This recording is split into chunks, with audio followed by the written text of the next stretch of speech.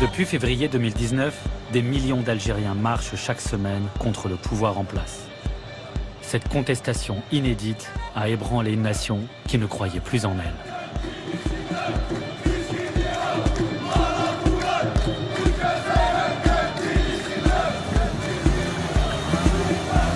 Qui aurait misé sur cette nouvelle révolution algérienne à l'ambiance de kermesse, se propageant d'Oran à Alger, d'Annaba à Tamanrasset?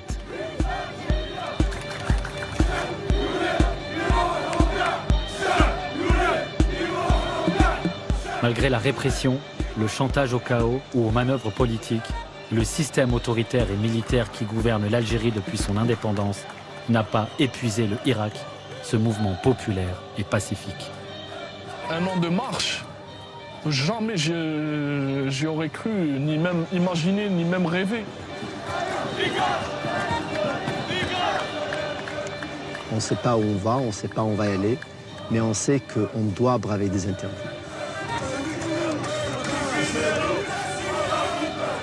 Je connais ce système, je l'ai subi toute ma vie. Eux, ils ont toujours été dans leur petite tour, ils ne nous connaissent pas.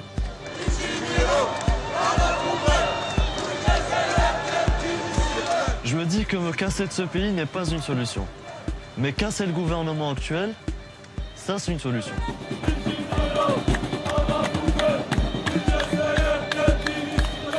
On n'a pas envie de reculer en fait. On a envie de vivre à l'ère du temps. Malgré nos croyances, bien peu importe nos croyances plutôt. Voici le témoignage d'une jeunesse algérienne qui a pris des risques insensés pour se raconter et raconter un pays qu'ils aiment tant.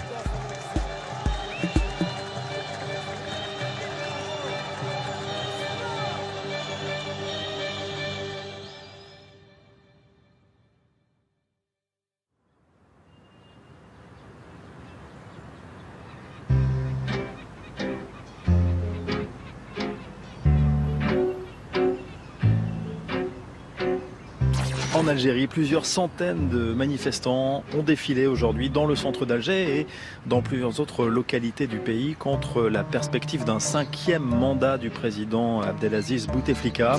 Manifestation également dans les rues d'Alger cet après-midi pour dire stop à Abdelaziz Bouteflika. Des milliers de personnes ont bravé l'interdiction de défiler pour s'opposer à un 5e mandat du président algérien. 22 février, le jour même, on n'avait pas trop compris ce qui s'était passé. Moi, je me rappelle, j'étais de garde la veille. Je suis rentrée à la maison et je me suis endormie. Bon, j'avais entendu des rumeurs comme quoi on allait marcher, etc. J'y ai pas cru. Je pense que j'étais comme tout le monde. On était tous un petit peu abattus. On se disait qu'il n'y avait plus rien à faire, que tout était fermé, il n'y avait plus aucune issue. Et puis, vers 14-15 heures, il y a ma mère qui vient, qui me réveille, me dit « Mais il marche, il y a des gens qui marchent, Sonia !» Et c'est exactement ça, en fait, ce que ça représente pour moi, le 22 février. C'est un réveil. Le 22 février, ça reste quand même un jour gravé dans ma mémoire à jamais. C'est un sacré souvenir. C'est beaucoup, énormément d'émotions. Je ne saurais jamais expliquer la sensation que j'ai eue à ce moment-là. C'était ça, c'était la délivrance, en fait.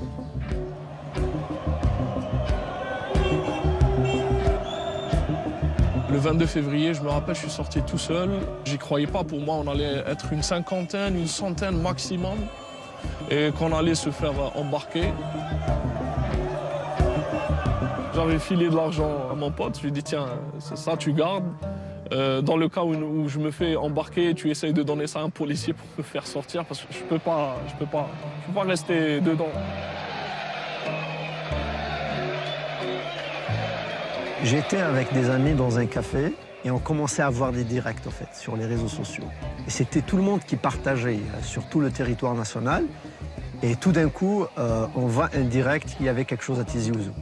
Donc on est parti, on s'est rejoints et il y avait beaucoup de monde, ça affluait, c'était énorme. Qu'est-ce que tu as ressenti? C'était beau. T'avais toutes les classes sociales, toutes les sphères de la société, tous les sexes, mais bizarrement, pour la première fois, moi je voyais l'Algérien autrement et on se voyait autrement.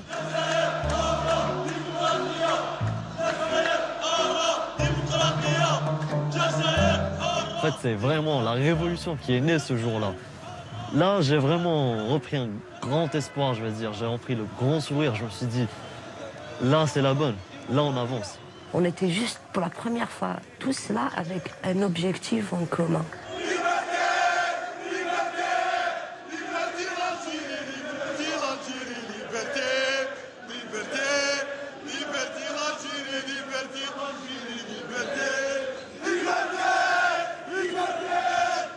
Avant, on était en train de survivre et là, ça nous a donné comme une perspective d'avenir.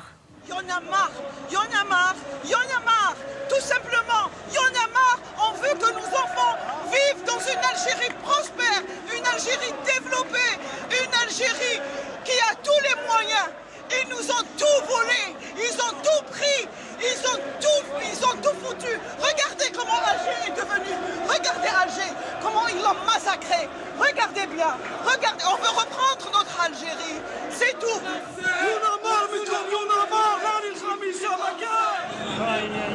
Ça fait mal au cœur. En fait, cette révolution, elle a permis à tout le monde de se réapproprier son pays. Elle nous a permis de se réapproprier l'Algérie. On a compris que ça nous appartenait à tous.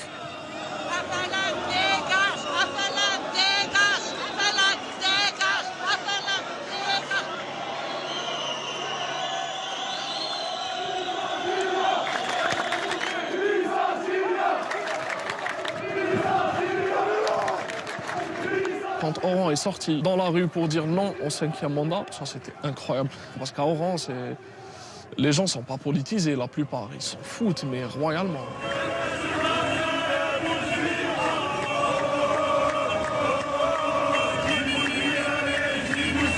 On est une génération très consciente, l'une des générations les plus conscientes que l'Algérie ait connue après celle de la guerre d'indépendance. Et obstinée.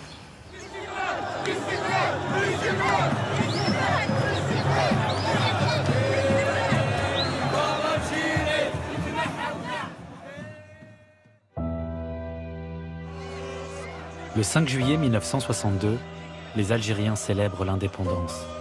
Enfin la liberté après 132 ans de colonisation française. Des millions d'Algériens chantent à la gloire du Front de Libération Nationale, le FLN. Tous nous voudrons vivre ensemble dans la paix et même si nous sommes très contents et la joie de l'indépendance totale avec notre peuple algérien. Qui aurait pensé que 57 ans plus tard, tout un peuple se mettrait à crier « FLN dégage ». Le libérateur deviendra l'oppresseur. Le FLN finira par cadenasser le pays, spolier ses richesses et son histoire. 62, l'indépendance, et elle est vite passée en fait. On nous a volé notre indépendance. On nous a volé notre pays. Et c'est pour ça que tout est à refaire. C'est qu'on n'a pas eu l'occasion de construire le pays qu'on voulait, que nos grands-parents, nos arrière-grands-parents ont voulu. Ceux qui avaient la décision, ceux qui avaient le contrôle de l'école, ceux qui avaient le contrôle de l'armée, ceux qui avaient le contrôle de l'économie, ceux qui avaient le contrôle de la politique, ceux qui avaient le contrôle de la justice, c'était eux les responsables. Et je pense que les gens qui ont pris les rênes après 62 ont volé ce rêve et ont détruit ce rêve. Quand tu vois certains maquisards, quand ils te parlent de l'indépendance, ils ne te parlent pas de la chose politique, mais ils te parlent de ce qu'ils ont subi sous la colonisation. Donc l'indépendance ne signifie pas pour eux lever le drapeau à l'ONU ou quelque chose comme ça, ou bien parler en arabe à l'ONU, comme certains le voient. Eux, c'était juste de se sentir humain, de se sentir vivre en dignité dans leur propre pays. Ma grand-mère est partie en France récemment. Et ça fait des années, elle ne voulait pas y aller. Partir en France après tout ce qu'ils nous ont fait, c'était un truc très difficile pour elle. Bon, elle est partie, ça lui a plu. Elle s'est dit, ouais, finalement, ça va, c'est terminé, mais le vécu de la guerre, elle l'a encore en elle. Et le vécu de la guerre de ma grand-mère, ça s'est transformé en angoisse, anxiété, qu'elle a transmis à ses enfants, hein, qui, eux, ensuite, ont vécu d'autres traumatismes.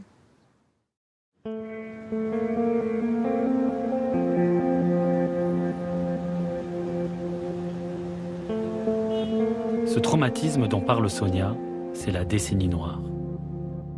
Au début des années 1990, l'armée interrompt les élections législatives. Son but, empêcher le Front islamique du salut de prendre le pouvoir. Les plus radicaux prennent le maquis. Un conflit commence entre l'armée et des groupes islamistes. L'Algérie va alors sombrer dans l'horreur.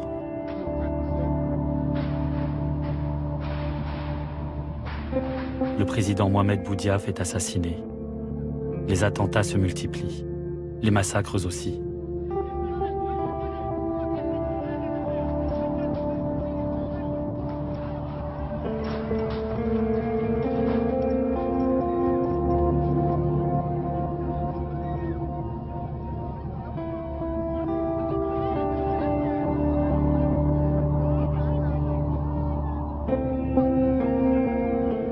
L'Algérie survit dans une nuit interminable qui durera une dizaine d'années. Plus de 150 000 personnes vont mourir tout au long de cette guerre contre le terrorisme islamiste. La décennie noire, c'était pas juste la mort humaine, mais la mort de la liberté, la mort de ses propres choix, la mort de tout en fait. Tout ce qui était autour mourait en fait. C'était soit tu fais ça, soit t'es mort. C'était ça le résumé de mes parents par rapport à la décennie noire.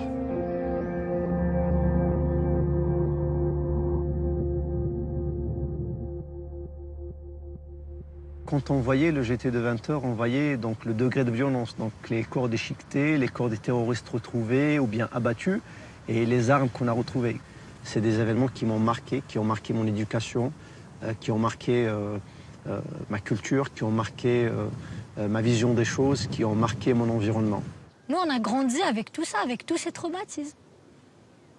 On a peur de sortir la nuit, on a peur d'aller dans la forêt. On a peur de sortir entre amis. Ça, c'est récent, hein, quand même, les gens qui sortent entre amis, etc. C'est quand même assez récent. À chaque fois, il y a des manifestations, il y a une petite émeute d'heure. Oh voilà, ça va recommencer, la décennie noire, ça va reprendre comme avant. Il y aura les terroristes, ils vont égorger, il y aura les faux barrages. Moi, cette guerre, je l'ai vécue autrement. Et après. Parce que ça a complètement modifié le cours de ma vie. Ma vie aurait peut-être pu être autre chose si on n'avait pas assassiné mon père. En 1996, Ania a 3 ans lorsque son père est tué de 5 balles par des terroristes dans une rue de la Casbah. La raison ? Son père est un ancien policier, une cible de choix durant ces années noires.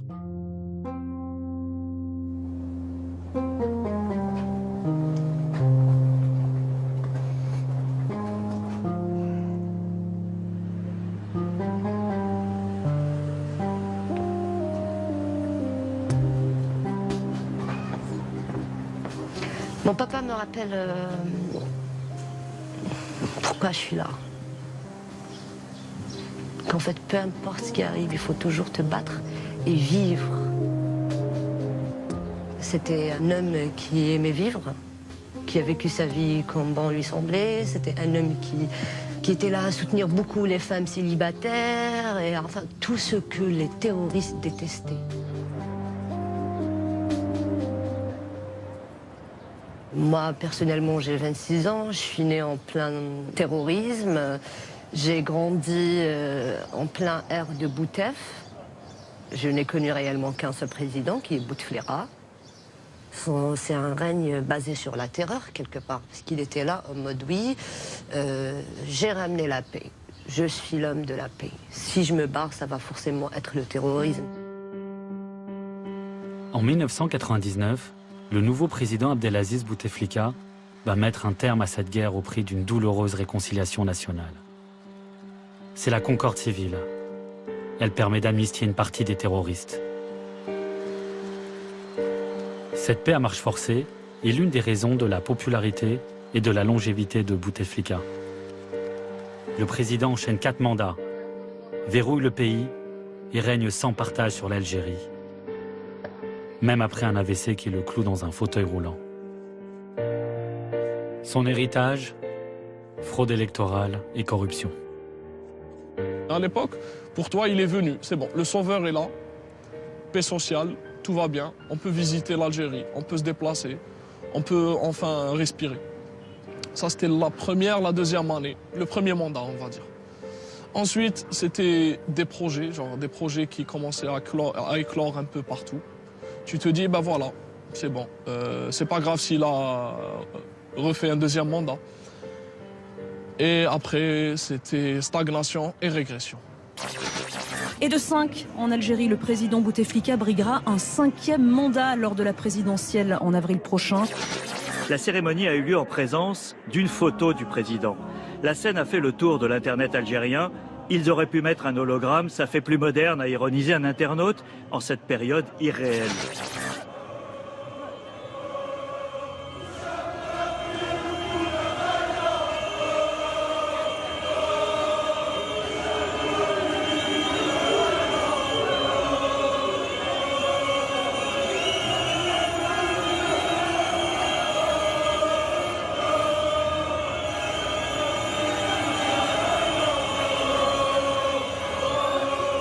On a supporté la misère, on a supporté la pauvreté, on a supporté la corruption, on a supporté plein de choses.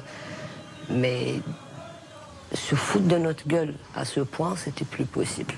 Vraiment, c'était un coup de nerf pour les jeunes. Comment un gars que peut-être qu'il n'arrive même pas à pisser comme tout le monde, va, nous, jeunes de 20 ans, nous gouverner? Non, ça, c'est pas possible. Parce que c'était quand même humiliant, c'était vraiment humiliant d'avoir un président dans une telle situation qui va se présenter pour un 5e mandat. 20 ans de Bouteflika, on n'a connu que ça. La corruption a atteint son paroxysme, la déliquescence de l'État a atteint ses limites. C'était un vide total. C'était vraiment, on avait peur que Bouteflika allait passer.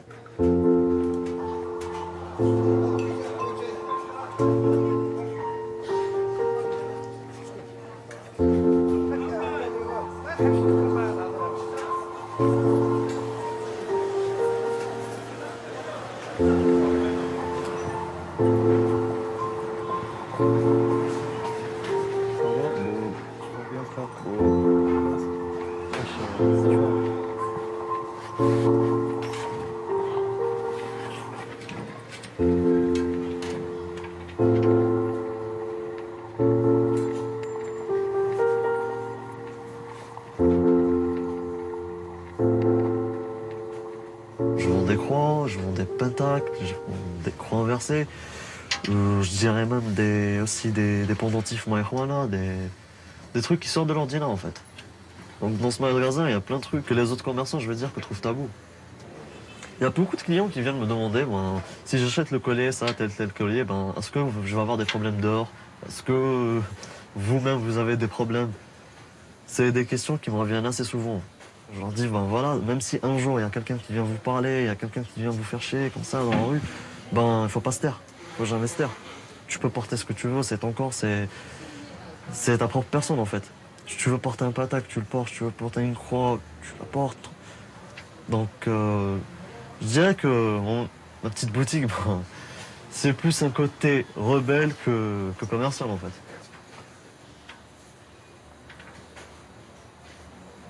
Grâce aux réseaux sociaux, on se rend compte qu'il y a plusieurs jeunes qui sont comme nous, en fait.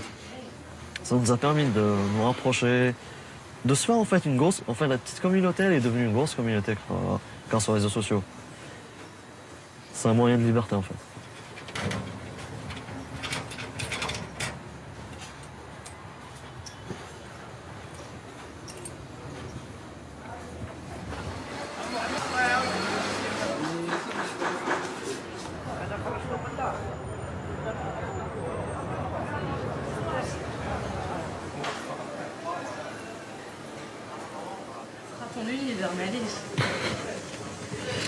J'ai oublié mes bagues. Mais je tirerai dessus.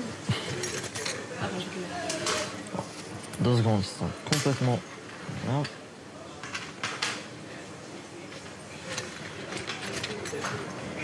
On va mettre une coupe. C'est...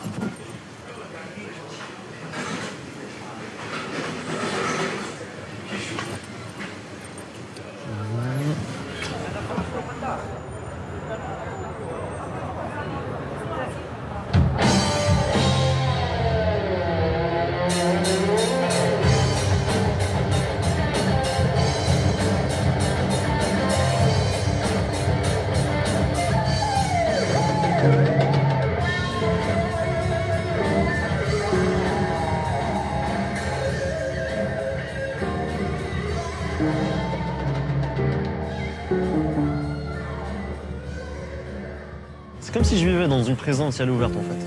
On t'empêche de vivre ta jeunesse.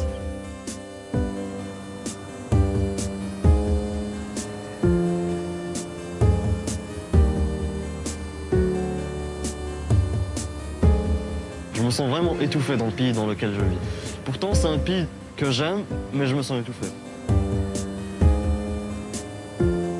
J'ai pas eu la chance de vivre ce que d'autres jeunes, peut-être en Europe ou en Amérique, ce qu'ils ont vécu pendant leurs 20 ans. Puis quand je me compare à moi, à la jeunesse algérienne, je me dis, on a vraiment 60 ans en fait. On n'a pas 20 ans, on n'a pas eu le temps de vivre notre jeunesse.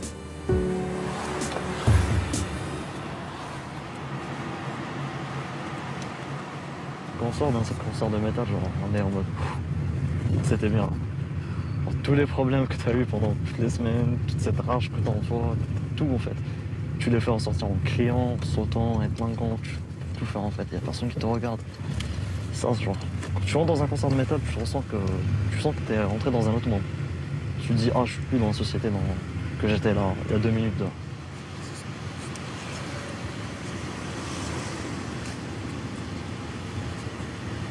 Ah, par contre, c'est un barrage. C'est un barrage.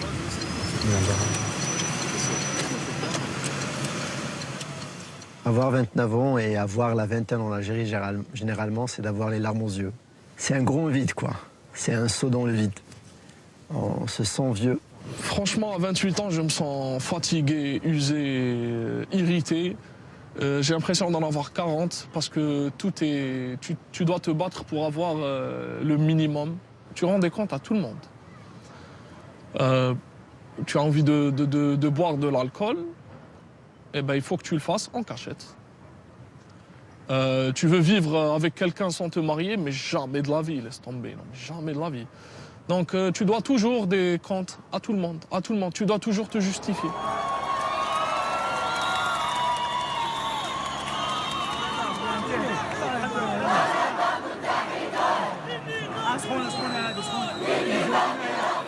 Ce pays te fait du mal, te fait perdre ton temps, ta jeunesse, ton énergie, tout. Il t'écrase, il te dévitalise. Il te laisse comme ça marcher, errer, va errer comme ça jusqu'à ta mort.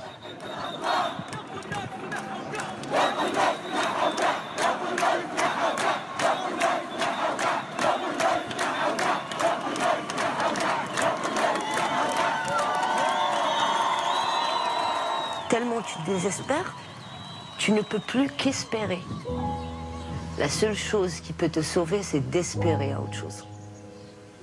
C'est bon, on a fait le tour du dark side. On a fait le tour des massacres, de la corruption, de la pauvreté, de la misère, de la saleté. On connaît ça, on sait très bien vivre avec ça, on sait survivre dans ça. Et si on essayait autre chose? On n'a plus grand-chose à perdre, sauf nous-mêmes. Et on s'est déjà perdu. Et avec cette révolution, on s'est retrouvés, on a retrouvé qui on était réellement.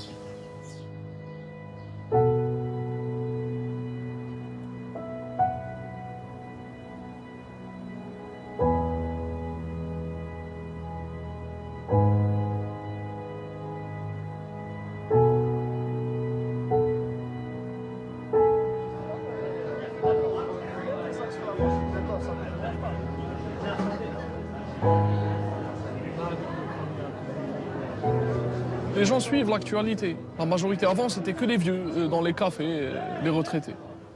Et les quelques militants par-ci, par-là. Là, c'est tout le monde qui suit l'actualité et qui se politise. Ça, c'est magnifique.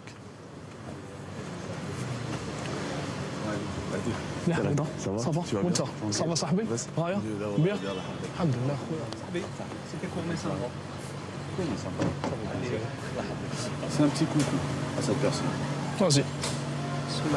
C'est d'être président.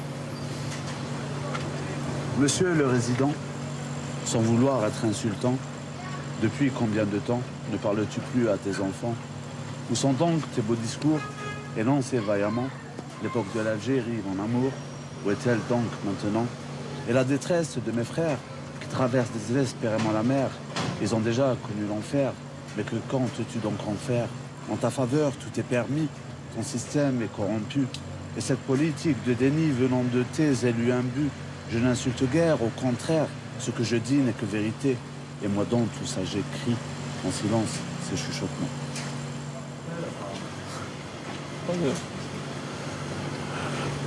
J'ai l'impression que le problème n'est pas la personne qui a occupé le trône, mais plus le trône en lui-même. Un pays pareil. C'est plus le fait que cet homme-là ne représente pas qu'une fraction, il représente tout un écosystème. Oui, oui. Il atteint un certain niveau de médiatisation où on le sacralise, carrément.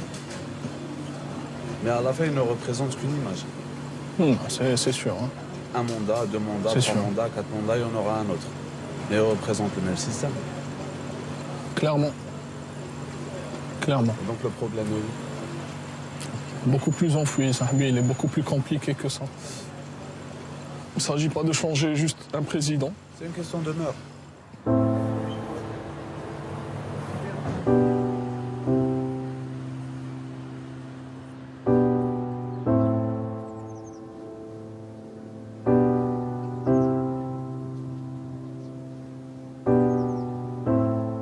C'est assez compliqué d'être une femme. C'est souvent des petites agressions, souvent on est plus surveillé que les hommes. Au moindre faux pas, on est plus jugé, j'ai envie de dire, par la société qu'un homme, par exemple. On a moins droit à l'erreur qu'un homme. Déjà culturellement, sociologiquement, la femme, elle a beaucoup de mal à se faire une place. La femme, elle est souvent agressée, elle est souvent scrutée. Et peu importe son milieu, hein, peu importe le milieu, hein, on peut être chez les démocrates, entre guillemets, dans un milieu plus conservateur, etc. Une femme a toujours beaucoup plus de soucis qu'un homme. Le code de la famille, par exemple. Ailleurs, il n'y a pas ça. Ça, c'est propre à nous.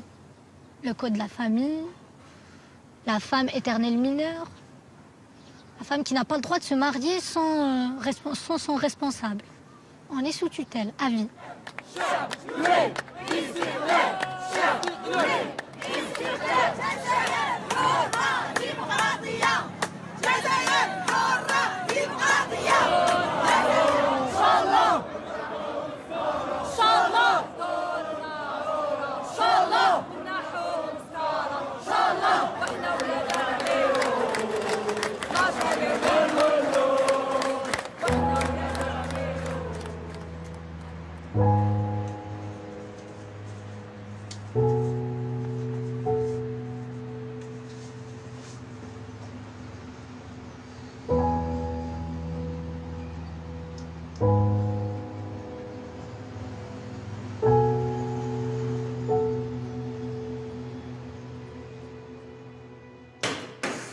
Tout comme Sonia, les femmes n'ont pas hésité à descendre dans les rues pour s'enrôler dans le Irak. Les Algériennes ont toujours été de tous les mouvements de revendication et de toutes les guerres du pays. Et cette révolution a permis aux femmes de reprendre leur place dans la société et dans le récit national. C'était génial quand même. Déjà, mais de passer à Rohil Dar, plastique, fil cousina, tu n'as rien à faire dans la rue avec les hommes, à que ça soit normal qu'on sorte, ça c'est un acquis, c'est déjà énorme. C'est ça. C'est déjà énorme. Ces dernières semaines, il y a eu même des appels aux femmes. Venez marcher, on a besoin de vous. Le rôle de la femme dans cette révolution. C'est ça, oui. Est vraiment un rôle central en fait. C'est qu'aujourd'hui, on apprend à écouter, les femmes et on apprend à... En fait, une femme, elle peut parler de... On comprend finalement qu'une femme, elle a des idées, elle peut parler de politique, elle peut parler de choses qui concernent tout le monde et même les hommes. Et c'est ça, je trouve ça génial, sincèrement. Avoir des femmes qui sont des leaders d'opinion, qui sont très suivies sur les réseaux sociaux, etc. Et quand elles parlent, elles sont écoutées. Ce ne sont pas des femmes, ce sont des avis, ce sont des courants politiques, des idées. Donc, je trouve que c'est déjà bien. Voilà, tout à fait. Elle a pris sa place de citoyenne à part entière. Tout comme le reste des Algériens, c'est qu'en fait, on est tous devenus des citoyens. Enfin, on n'est pas devenus des citoyens, Mais on apprend à l'être. On apprend à le devenir. C'est déjà extraordinaire.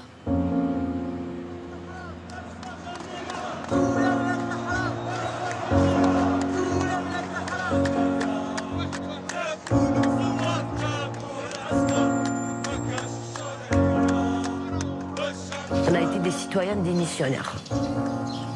Et aujourd'hui, on a décidé de reconquérir notre citoyenneté. C'est aussi simple que ça.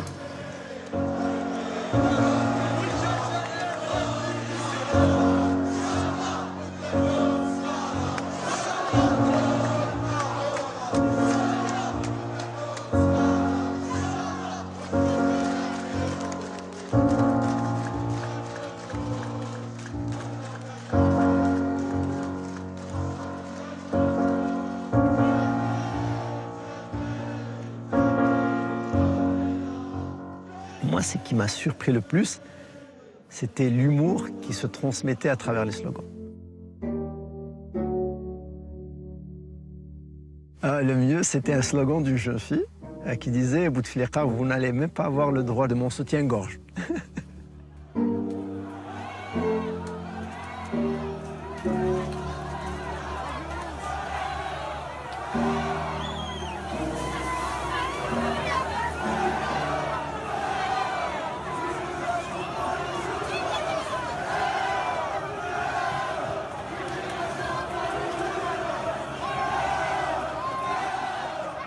Je me rappelle ce jour-là, de bon matin, il y avait un ami qui avait trouvé de la vaseline chez lui. Il nous a dit, voilà les gars, voilà ce que j'ai trouvé chez mes parents, de la vaseline. Moi, on a bien rigolé, mais à un certain moment, je lui ai dit, écoute, tu vas me la passer, j'ai une petite idée. À un certain moment, il y a eu un flic qui s'est avancé vers moi, il a essayé de m'attraper par les bras, et comme j'avais de la vaseline, il a essayé au moins 3 fois de m'avoir, il ne m'a pas eu. C'était la vaseline day. On s'est réapproprié la rue. J'ai vu des familles, des jeunes, des moins jeunes qui marchaient en symbiose. Donc ça a libéré la parole quand même, c'est quelque chose de fou aussi. Hein. On parle de l'Algérie toujours, je vous le rappelle. C'est un peu la Corée du Nord de l'Afrique.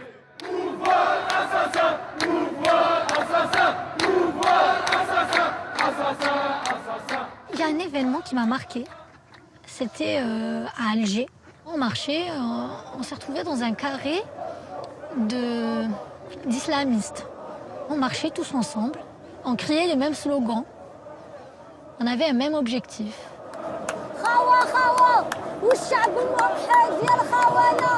Les Algériens, À aucun moment on nous a mal regardés ou on nous a mal parlé. Je me suis dit, mais est-ce que on aurait cru qu'un jour on se retrouverait dans une situation pareille? Le Hirak, la révolution, nous a permis de s'intéresser l'un à l'autre. C'est-à-dire que l'Oranais a commencé à s'intéresser au Kabyle, le Kabyle au Chewi, etc. C'était incroyable.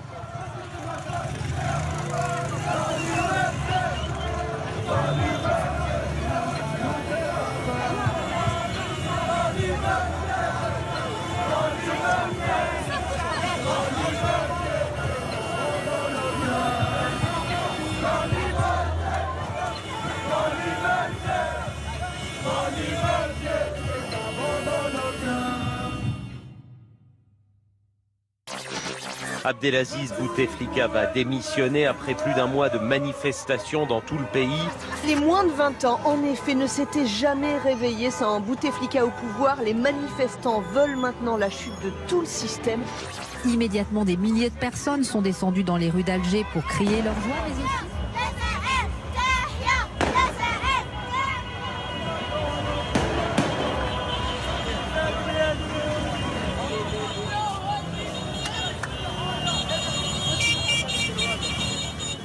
Il faut le dire, hein, ce Hirak, il a fait tomber l'un des plus grands dictateurs africains. C'était un dictateur, Boutef. Moi et des millions de personnes comme moi, on a réussi à le faire sortir comme ça et à le sortir de la plus petite porte qu'il soit. L'humiliation qu'il a subie, lui, est pire que toutes les humiliations qu'il nous a fait subir à nous.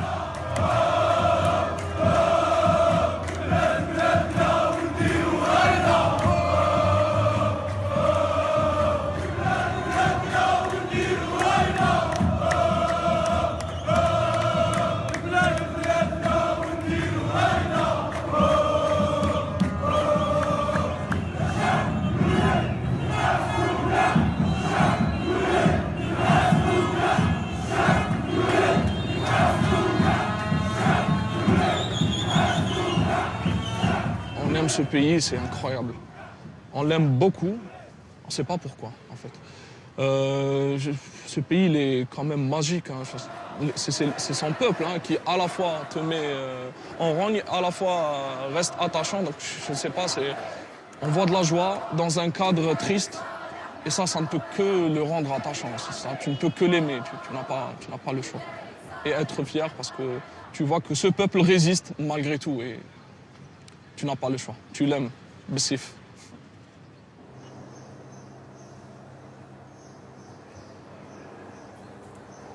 Pour moi, le Hirak n'est pas encore une révolution. Ça n'a pas encore changé les paradigmes des choses. Ça n'a pas encore changé le système. Ça n'a pas encore ébranlé le noyau dur du fonctionnement du système algérien, qui est la primauté du militaire sur le politique. Après la démission de Boutef, le vernis de la démocratie a craqué et on a vu qui dirigeait le pays réellement. C'était la junte militaire. Cet homme est le chef d'état-major des armées, le général Ahmed Gaïd Salah. Soutien indéfectible de Bouteflika, il a fini par le pousser à la démission et s'est imposé comme l'homme fort du pays, en s'affichant comme le protecteur de la nation et de la Constitution. Boutef, il a été placé par les militaires. Zarouel, c'était un militaire. Boumediene, c'était un militaire. Ça a toujours été les militaires. Et ça n'a plus lieu d'être. Le général a beau mettre des proches de Bouteflika en prison, les manifestants le perçoivent comme un membre du clan du président déchu. Rien ne calme la colère populaire. Le chef d'état-major cristallise les rancœurs du peuple et incarne le visage du système algérien. Ahmed Gaïd Salah multiplie les discours en cherchant à briser la révolte. Mais comment casser cette dynamique révolutionnaire? Le pouvoir a l'idée de faire interdire leurs démarches les drapeaux amazirs, l'emblème berbère que revendiquent notamment les Kabyles. Le régime espère ainsi jouer sur la corde régionaliste et diviser les Algériens. En vain.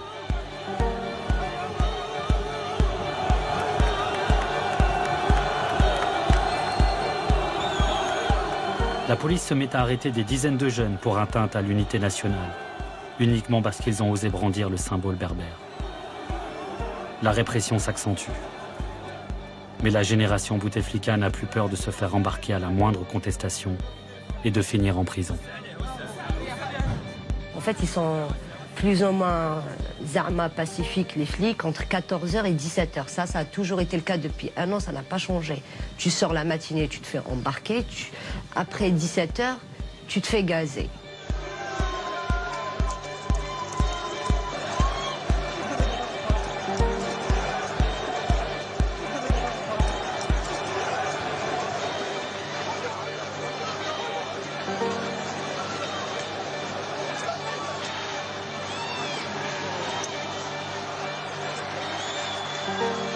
J'ai été arrêtée le 13 avril. On nous a emmenés à plus de 30 km. Ils étaient là à essayer de nous rabaisser, à nous jouer sur le moral. Et on était là, on essayait de résister. Tu vois, tu résistes 1 heure, 2 heures, 3 heures, 4 heures, 5 heures. Au bout d'un moment, tu ne sais plus ce qui va se passer. On ne te relâche pas. Tu n'es pas en état d'arrestation. Tu ne sais pas ce qui se passe. Et là, tu as la femme, elle me demande d'enlever mes chaussures, mes chaussettes. Elle me demande d'enlever mon pull, d'enlever mon pantalon. J'avais les cheveux comme ça. Elle m'a demandé d'enlever même mon chouchou, elle a fouillé mes cheveux. Elle m'a demandé d'enlever mon soutif. J'ai enlevé mon soutif. Après, j'avais gardé juste la culotte. Elle m'a limite fait un frottis. Et là, je lui lance le regard. Ok. Et puis quoi encore? Et là, elle me demande de me rhabiller le plus normalement possible. Encore une fois, en plus, ce qui était bizarre, c'est que quand j'ai enlevé mon soutif, elle m'a ploté les seins. C'est comme si qu'elle allait trouver quelque chose. Il n'y a rien. Il n'y a rien. Il n'y a rien. Limite, c'était une fouille bizarre. Tu vois, c'était très bizarre, c'était très malsain. Genre, t'as quelqu'un qui est nu devant toi, qui a une culotte. Qu'est-ce que tu cherches quand tu lui plottes les seins, franchement? Je t'ai dit, à un moment donné, j'ai senti que ce corps, il porte... C'est le corps de toutes ces femmes qui ont été humiliées. C'est les pratiques du colonialisme, c'est le colonialisme qui était... C'est les Français qui étaient en train de dénuder nos femmes pendant la guerre de libération. C'est les terroristes qui étaient en train de violer les femmes algériennes. Et aujourd'hui, c'est les flics qui nous violent. Mais j'ai pas du tout à avoir honte, bien au contraire. Bien au contraire.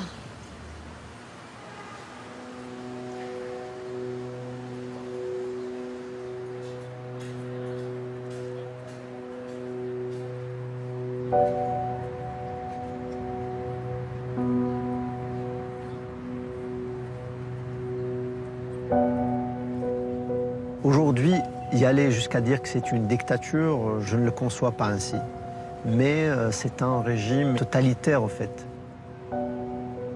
C'est un système que je peux qualifier comme étant mafieux. Donc on a recours à la ruse, on a recours à la corruption, des comportements d'une bande. Vouloir être avocat, c'est parce que j'ai voulu être militant. Et la façon la plus efficace pour être militant, c'est d'être avocat. Parce que ça te donne cette capacité de défendre les gens, de défendre la justice, de comprendre ce que les gens subissent profondément. Ça te donne vraiment cette capacité de t'exprimer. Je m'occupe aussi des dossiers principalement des détenus d'opinion et des dossiers politiques. Et là, on va voir des choses incroyables. À force que j'analyse les dossiers que j'ai sur mon bureau, je réalise que la justice est un organe corrompu jusqu'aux os, qu'il n'y a aucune liberté de décision, que pour des simples affaires, des fois, on sent qu'il y a un recours à une hiérarchie supérieure pour demander le jugement qu'il faut prononcer.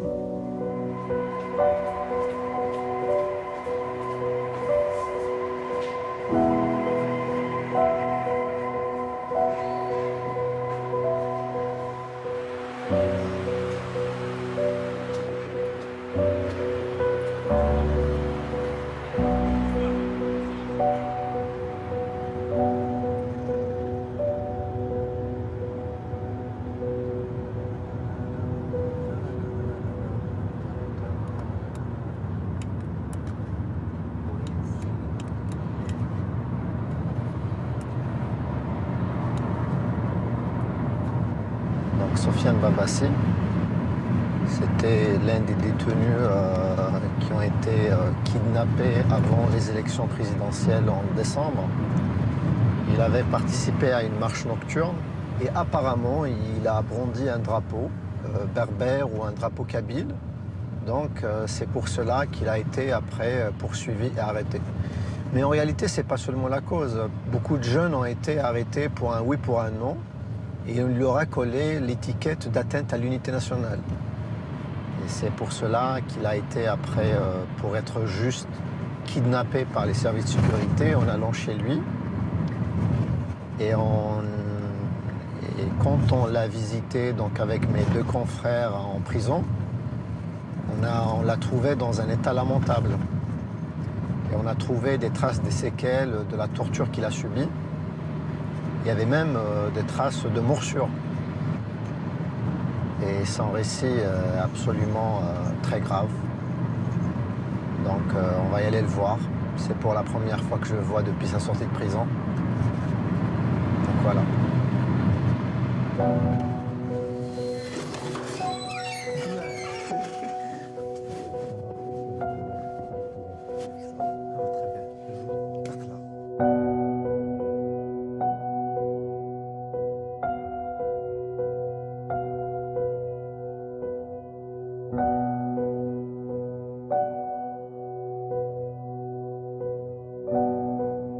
Ils ont amené un paquet de papier.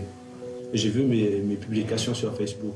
C'est la preuve que ça fait longtemps qu'ils sont en train de me suivre. Et puis elle est rentrée, le commissaire, je pense. Je ne le connais pas, mais je pense que c'est le commissaire.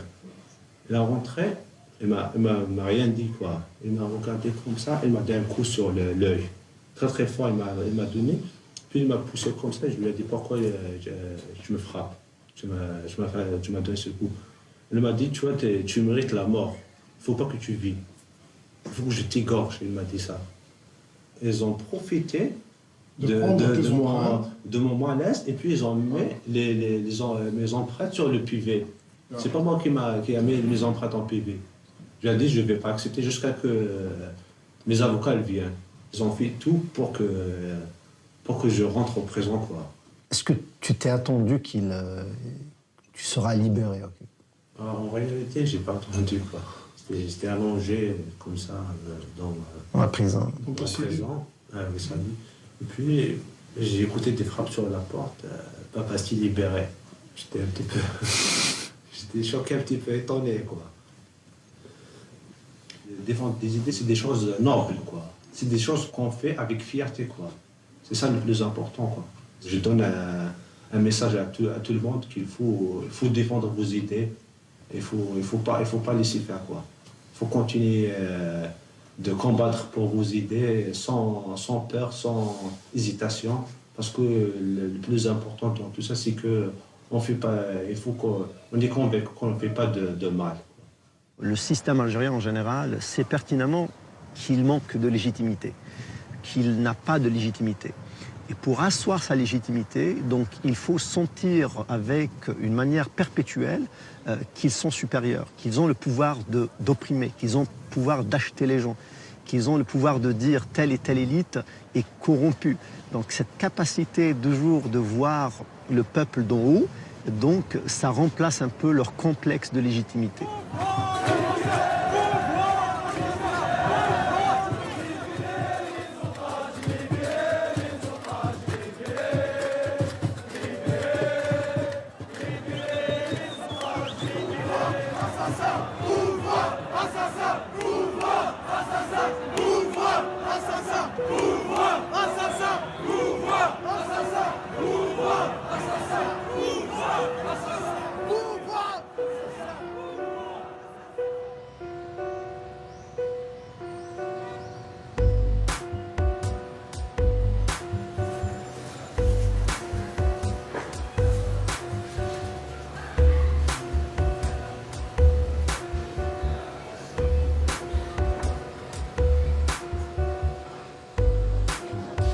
Le général réussit enfin à imposer une élection présidentielle.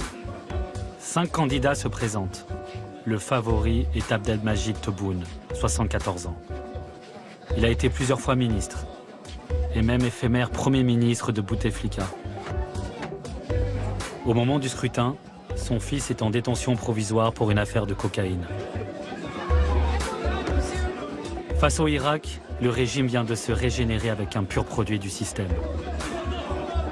Mais la rue ne lâche rien, refusant ardemment toute élection avec la bande, dénonçant des fraudes et boycottant en masse le vote.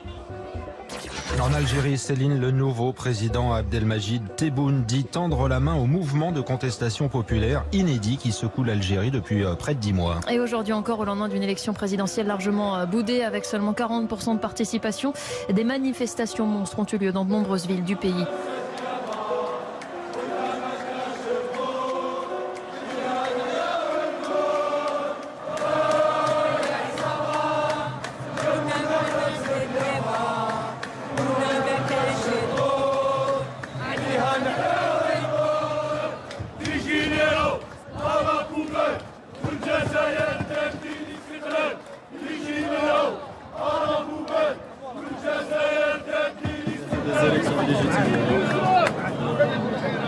C'est pas la voix du peuple. Parce que c'est pas nous qui avons voté. C'est pas le peuple qui a donné sa voix.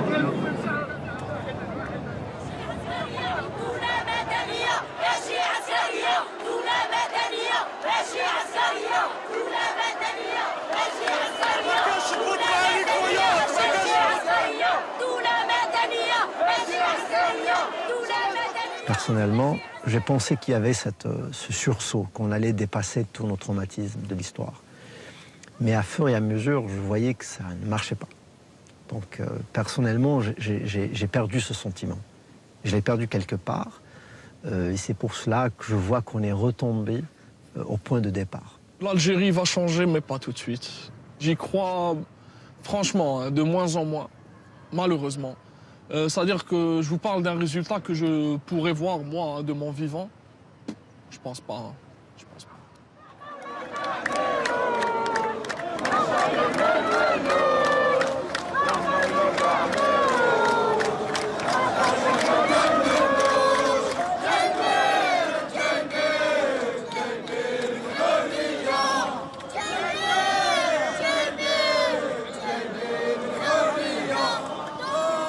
Les enfants qui ont 5 ans, 6 ans, 7 ans et qui ont pris l'habitude de sortir chaque vendredi, de connaître ce sentiment d'appartenir à une nation, cette union. Ils ne pourront jamais subir ce qu'on a subi, c'est pas possible. Et ça, c'est notre plus grande victoire, je pense. C'est ça l'investissement, le vrai investissement qu'on a fait. C'est ça le hirak.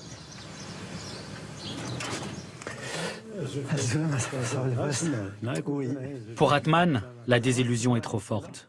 Le Hirak a bien porté à ses débuts l'espoir d'un changement, mais pour lui, ce n'est plus le cas. Et vous? Ce soir-là, il dîne avec 2 amis, un opposant politique et un militant des droits de l'homme, qui sont loin de partager son désespoir. Voilà. La question qui se pose, le problème qu'il y a eu, bon, il n'y a pas eu d'élite, il n'y a pas eu d'émergence de nouvelles figures. Et même s'il y avait des tentatives, je pense que l'état-major ne les a pas laissés émerger.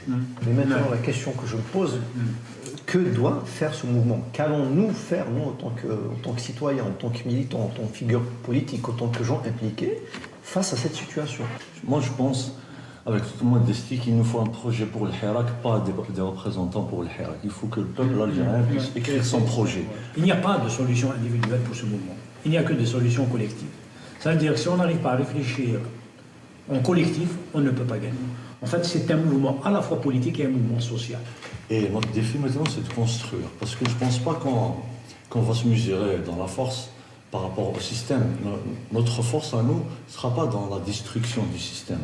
Je pense que c'est le plus grand acquis, c'est qu'aujourd'hui, il y a une forme de démonopolisation de la parole publique. Elle est devenue citoyenne. C'est un miracle qui se produit, je pense qu'il y a ce miracle qui s'est produit, et il ne faut pas le jeter. Il ne faut pas l'idéaliser.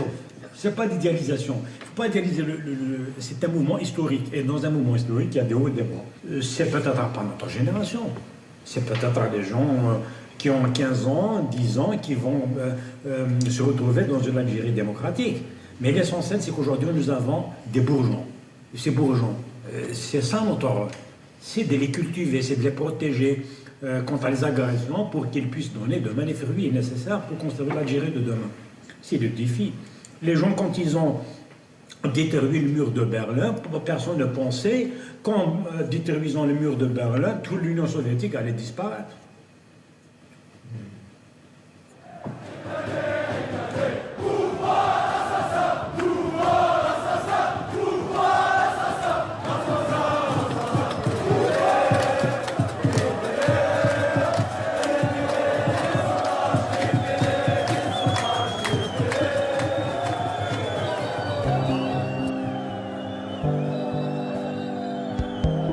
Et pendant toutes ces marches, la vie ne s'est pas arrêtée, bien au contraire. Pour Anis, lorsqu'il veut se retrouver avec ses amis et sa copine pour faire la fête, il doit trouver un lieu tranquille, synonyme de liberté et d'intimité. Les jeunes appellent ça un diki.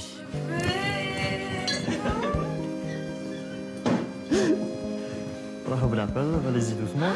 Non, non, non, non, pas de polygamie avec des bouts de pestis. Pas de Tu vas la faire tomber. Tu vas la faire tomber. Tu vas la faire tomber.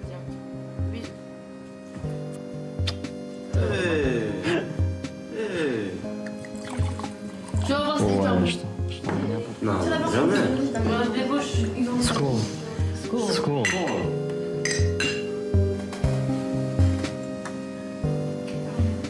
On dit que c'est un endroit où les autres ne te voient pas en fait. C'est juste ça en fait. C'est que là où les regards des autres ne sont pas pointés sur toi. Là où tu risques rien. Là où tu te sens en fait en sécurité. Limite, le jeune Algérien se sent en sécurité plus dans un diki que dans une place publique où il y a je ne sais combien de flics, je ne sais combien de caméras. Le problème avec le peuple algérien, si un gars marche dans la rue, il voit deux gars en train de se tabasser dans la gueule, limite en train de prendre un couteau, en train de le tuer, pour lui c'est normal. C'est un règlement de compte. C'est un règlement de compte. C'est-à-dire du moment où il voit un couple en train de s'embrasser, en train de se prendre en câlin ou un truc comme ça, wow. Ah ouais, là c'est la merde. Ah là où. En fait, on peut dire que l'Algérie, elle a un gros problème de tabou vers l'amour. L'amour ici, c'est un tabou. Déjà, pour pouvoir vivre une vie de couple, on doit se marier. Je dis pas que le mariage n'est pas un bon truc. Non, au contraire. Mais ici en Algérie, c'est limite une obligation. Même en étant marié, tu crois vraiment que dans pouvoir s'embrasser? Non. Atteinte à la pudeur publique. Bah voilà, on va payer une amende. Une amende. Et si on n'est pas marié, la prison. Pour moi surtout. Ouais. Donc du coup, tu crois vraiment que je suis après tout ça? Non. C'est pas ça le bonheur. Je pense pas qu'on puisse être heureux en Algérie dans un pays où on nous étouffe. On n'a même pas le droit d'aimer au fait. En Algérie, on n'a pas le droit d'aimer au sens profond. Parce que déjà, le romantisme est vu comme une faiblesse dans notre pays. Et socialement, on n'a pas voulu franchir le pas de respecter et d'accepter l'amour tel qu'elle est. Oh là là là là là là, tout de suite les sujets tabous. J'ai pas de sexualité, comme tous les Algériens. La frustration sexuelle en Algérie, c'est un problème majeur, franchement, parce que ça te pousse à... Ça pousse les jeunes, en tout cas les hommes, à détester la femme, limite détester la femme. Alors qu'au fond de lui, il veut juste se retrouver avec elle, pouvoir, je sais pas, l'embrasser ou la prendre dans ses bras dehors, mais il peut pas. Donc qu'est-ce qu'il fait? Il réagit de manière un peu violente.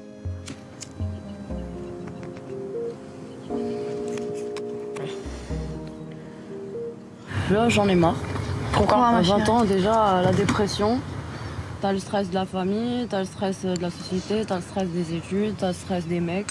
Ouais. Genre, la routine d'une fille, quoi, genre en Algérie. À 20 ans, en fait. Ouais. Tu souffres à 20 ans, en fait. À 20 ans, genre à 20 ans, t'es à l'étranger, t'es là, tu vis ta meilleure vie, t'es en boîte de nuit, t'es avec tes potes. Bah là, t'as rien, genre. T'as rien, en fait. T'as un cinéma, deux cinémas, puis t'as rien, en fait. Il y a des programmes pourris, il y a des films qui sont censurés parce qu'ils contiennent des scènes érotiques, on va dire. Ici, ouais. Exactement. Le tabou de la femme qui se masturbe. Comment tu peux connaître tes plaisirs si tu n'as pas le droit de te masturber ou de voir du porno? Exactement. Le problème, c'est qu'il faudrait instaurer une éducation sexuelle. Ce pays a besoin d'une éducation sexuelle. Les parents sont contre. Justement, les parents sont contre, mais... Ils croient que c'est obscène.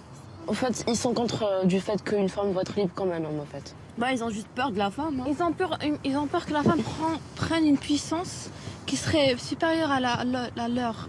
Bah, parce qu'une femme peut être plus puissante qu'un homme. Bah, elle peut vraiment être plus puissante qu'un homme, en fait. Elle peut avoir des meilleurs emplois, réussir ses études beaucoup mieux. Elle peut vraiment faire comme un homme, on va dire. Ce qu'ils veulent. Ça aussi. On la marie, on la met dans une maison. Et elle reste dans cette maison. Voilà, elle fait des enfants. Exactement. Et c'est tout. Comme un lapin, elle ne fait que congendrer des progénitures. Donc en fait, on a des générations qui se poursuivent, mais qui sont les mêmes. Une éducation merdique, quoi. Inexistante. Inexistante, quoi. Les filles ne sont pas solidaires dans ce pays, elles sont soumises. Elles ferment leur gueule et elles acceptent. Elles se disent, ouais, c'est comme ça, tout le monde fait, moi je vais faire comme tout le monde. Mais est-ce que c'est juste? Est-ce que tu es heureuse? Est-ce que toi tu es heureuse? Est-ce que le jour où tu mourras, tu seras dans ton lit de mort? Est-ce que tu te diras, ouais, j'ai vécu une belle vie? Est-ce que tu vas répondre par oui? Non. Moi, je veux répondre par oui. En fait, là, le problème vient des parents parce que nos parents ne nous demandent jamais la vraie question qui se posait. Est-ce que tu es heureuse?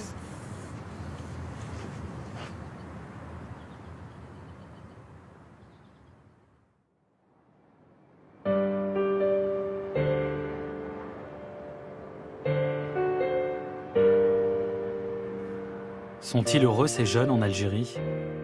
Et ils sont nombreux dans ce vaste territoire. La moitié des 40 millions d'habitants a moins de 30 ans. Oui, cette révolution a rendu un fol espoir à cette jeunesse. Au point qu'une partie d'entre elles n'a plus cherché à s'évader à tout prix du pays. Mais depuis, des centaines de gamins, comme les Haragas, s'enfuient de nouveau à bord de radeaux de fortune pour tenter de rejoindre l'Europe.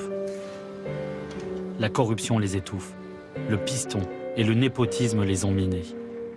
Le chômage est trop pesant, atteignant officiellement les 26%. Plus rien ne va. Même Mehdi, ingénieur en génie civil mais au chômage, n'y arrive plus.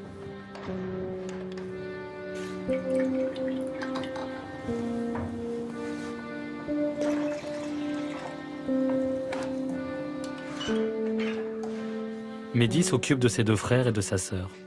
Ce matin, il reçoit une amie. Et comme d'habitude, une question revient en boucle autour de la table. Faut-il rester ou quitter l'Algérie?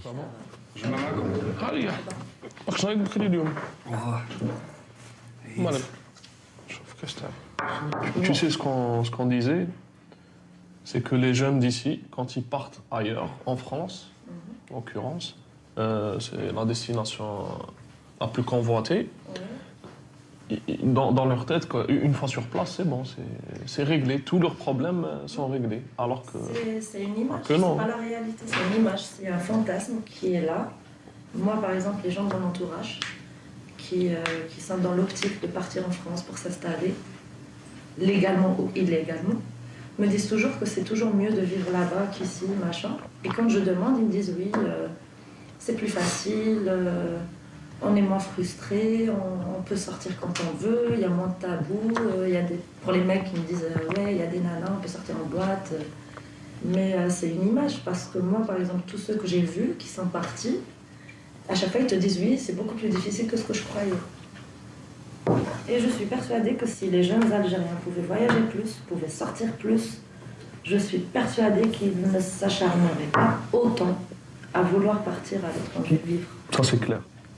أجو حلوة مرحبا هذا وين كملت قراية؟ سامة؟ أنت كتبان لك راك باغي تقعد هنا ولا تروح ولا؟ ماما دابا نعيش ليه كيما صح قرايه قادر نوصل للجامعة وكاع مي خدمة اللي راني باغي نخدمها ما كاش أنا. علاش؟ اش راك باغي تخدم أنت؟ ندير ديزاينر أوتوموبيل. تسمى كي تبان لك أنت لافنير تاعك هنا كي راك تشوفه هنا في الجزائر؟ نشوف والو. والو سيتادير والو. تانيك شي زعما كاركتير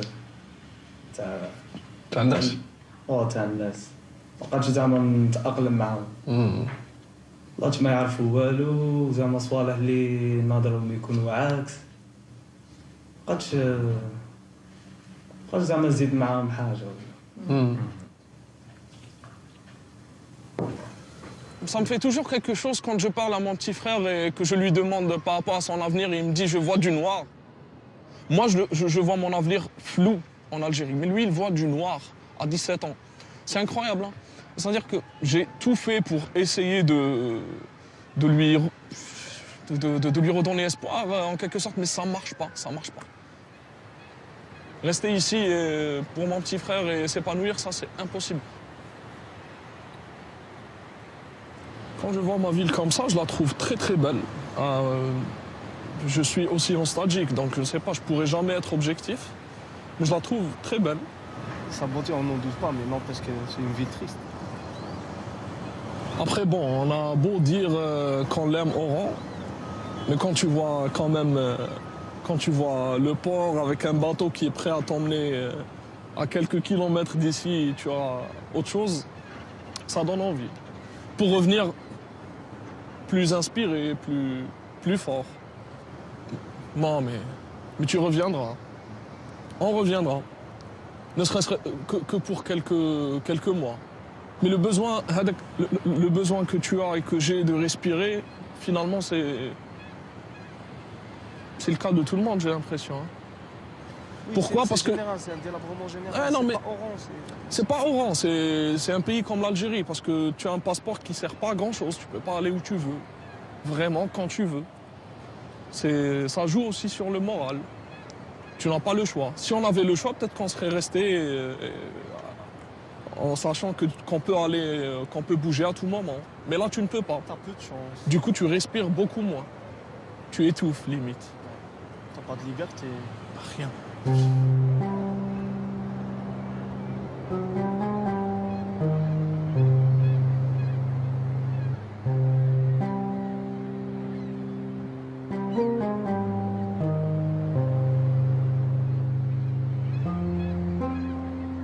suis parti en France pour mes études, je suis resté 2 ans. En fait, une fois en France, je me suis rendu compte à quel point je ne connaissais pas mon pays et à quel point je l'aimais aussi. Parce que j'étais avec des Marocains, des Tunisiens, des Français et tout le monde connaissait mieux l'Algérie que moi. Tout le monde s'intéressait mieux à l'Algérie que moi, c'était fou. Il y en a qui te parlaient des ruines romaines. Je ne savais même pas qu'il y avait des ruines romaines en Algérie à l'époque. Hein. Ça m'a mis une claque en fait. J'avais envie d'initier un projet ici, de générer de l'emploi, de ramener le petit savoir-faire que j'ai appris ici, d'investir ici, de vivre ici.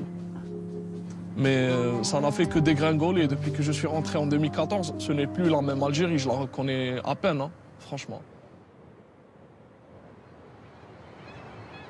Franchement, je ne me vois pas vieillir en Algérie. Malheureusement, j'ai tout fait pour revenir, rentrer et faire ce que je voulais faire, mais ça ne marche pas. Donc j'ai pas envie de moisir ici, c'est le mot qui me vient à l'esprit. C'est triste, mais que veux-tu? C'est comme ça.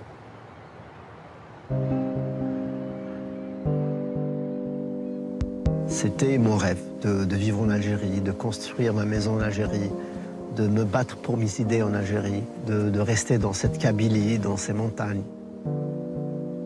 Et ce manque de liberté, c'est ce qui m'a poussé à vouloir pertinemment quitter ce pays.